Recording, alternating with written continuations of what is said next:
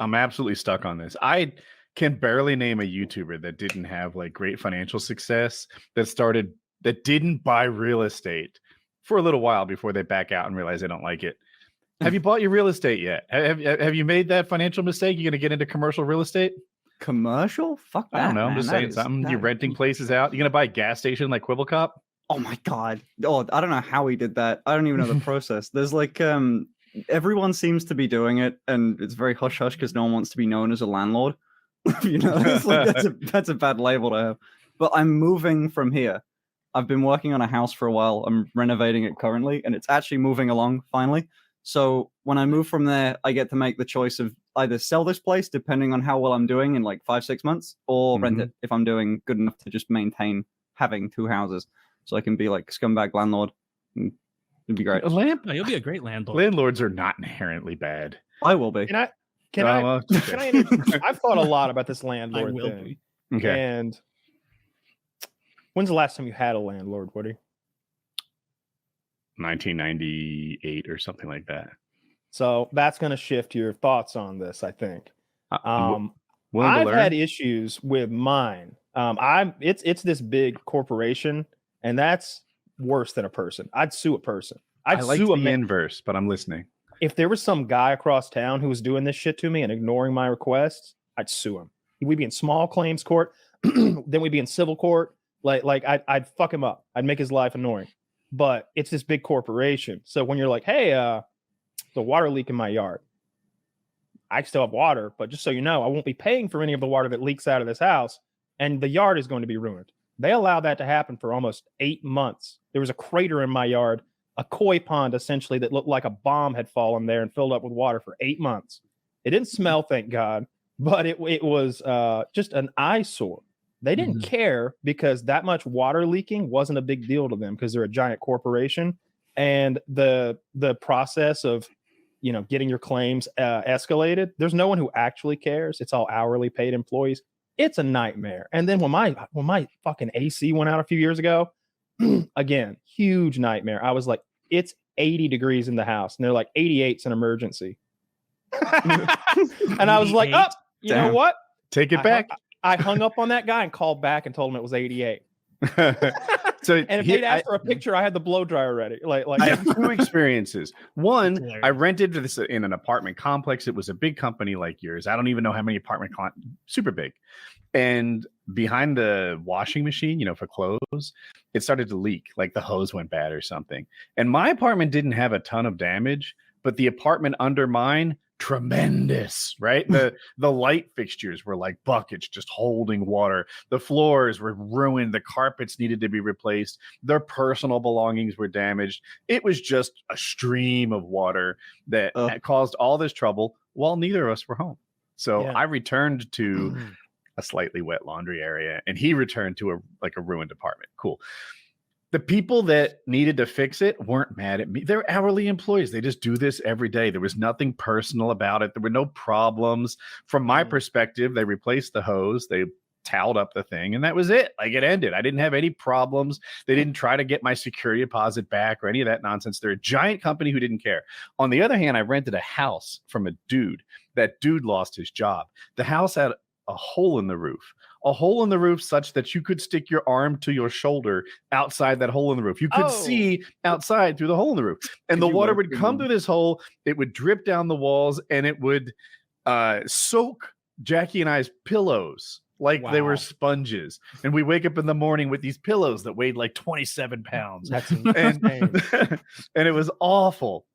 And there was something wrong with the water, and it was well water, and there was a pump, and the pump pumped so slowly, like to fill the washer tub for clothing, 7 hours. Like, it was outrageously slow. When I showered, I'd make a cup with my hand and fill it from the shower head, then splash it on my hair. It's the well. They've got a bad well. This guy is giving me all of his sob story. I'm like, hey, I got these problems that need to be fixed. And he's like, I got problems too. I lost my job. He could have knocked me over with a feather when I learned I lost my job. So we wouldn't be doing any repairs to the rental place, but I need you to float my family and continue to pay your rent on time. His insurance should be handling this. Yeah. they were making some assumptions about the fact, the idea that him being insured, he just didn't have money to cover any of the repairs because he was just a dude who didn't have the cash to actually be a landlord. And it was a terrible experience for us because of it. I can't imagine. That sounds super shitty. The real problem is you need somebody you can go get and do what's right. And it's hard to get that done in either scenario, I suppose, at times. But I still think the real thing, but when I see people on Reddit hating landlords, it's almost like they don't like the system. They don't like the way the scales have ended up for whatever reason. They're like, can you believe it? They just sit there and take my money.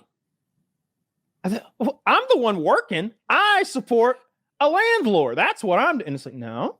I mean, it's real frustrating to see. If Taylor gets a wild hair and says, you know what? I need a third job. I'm really not busy enough. And he decides to save up his cash for this big down payment and find the right place and then, fix it up before the tenants come in, and I probably do some level of repairs between every tenant. Then he's done all the stuff that the renters didn't have to do. They were able to just waltz into the house that Taylor saved up for, that Taylor makes payments for, to do it. Like, these landlords aren't evil. That's just the way it works. If you don't want to be a renter, do what Taylor did. Yeah. I mean, like, you're right that it's just like when I see the like anti-work style people doing it, it's like, oh, this is a child who doesn't know how the world works. Like, they heard someone else say landlords are bad and now they're parroting that. Like, there's a chasm of difference between like the list of like the 20 worst landlords in New York City, where like they're like, I haven't had water in months, and they're like, fuck you, like, I'll send you to jail. Like, there's a difference between that and like a property man. Like, I have a buddy who's like a property manager. He's one of those guys who was like, I'm gonna buy real estate in like addition to my job, and within 1 year he was like, oh yeah, I had to quit my job, like, and learn how to be a handyman because I spend all day doing handyman stuff at all these properties. Like, I thought it was going to be a little passive income, but it turns out it's not. If you're a billionaire, it's passive income because you have 1,000 layers of middle management between you and the labor. If you're a dude who's a property manager who has a couple properties, you're working on that shit all the time. You don't have the capital to be like, oh, there was another boiler issue. Cost is no issue. Send someone else out there and spend $1 million. Like, no, you're going to be in there trying to figure it out. Like, doing what you can. If you have a dozen 3-bedroom homes, that's a lot of toilets. That's a lot of light bulbs. That's so many furnaces and air conditioners and doorknobs and locks and latches and ovens and microwaves. I know slightly what that's like. Dad's farm, those poultry houses. There's thousands of light bulbs. There's thousands of gears and knobs because each chicken gets one, right? So there's thousands of everything in duplicate. And the biggest part of his job has always been maintenance man, just walking around. Oh, look at that. If I don't tighten that, everything will burn down. Good thing I was here. Every day is that. Every day is catching something that was 3 days away from disaster. Have you heard of like Love for Landlords subreddit? No, I've never heard of it. Is it a joke? This. I'm actually the head mod. It's a whole subreddit. They've got their own little terminology in there. Like, the landlords are known as land chads. They make memes about like fucking me when I increase the rent on a single mother of 4. Yeah, I didn't know this was my position. When you're a renter, who replaces the light bulbs? I replace my own. You could demand that they come fix your light bulbs, I guess, but like, I've always just changed my own. Okay. I hope this doesn't get anyone fussed at, but when Chiz stayed in our guest house, by the way, he didn't pay rent or anything. He just worked with me and stuff. But when he moved out, to my surprise, all the light bulbs were burnt out. This was a time in our like evolution where like most people had compact fluorescent bulbs, but when they burnt out, you replace them with LEDs. Like, that's the stage we were in.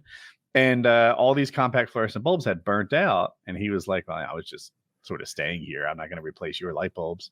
And I was like, I'd never heard of that, but okay. Like I'm so we had like 8 bulbs to replace. I'm on his side. He just slowly acclimated to a darker, darker place. And I noticed he was always in the dark over there, but I didn't like I didn't ever know. He's got candles. He's walking around like Rip Van Winkle with one of those finger holder candles. He would visit us. He would come over and he'd play Risk with like lights. Jackie and Colin and stuff, board games. But I didn't like knock on his door and intrude in his privacy. Torch. Like, And a big old medieval torch. I think he just stole your fucking light bulbs, man. He could have just No, he was that- saving them up. And I'm not replacing your copper piping either. Don't even start. Like, The wiring I'm in the on walls Chiz's was side. gone when I got there. You're I'm on Chiz's Chiz's side on okay. this because what you've done here is you've changed the topic. We were talking about landlords and tenants. If Chiz had been paying you a rate, then yeah, man, you're responsible for everything in there. You don't break anything either, because like you're. But he was a guest. Okay.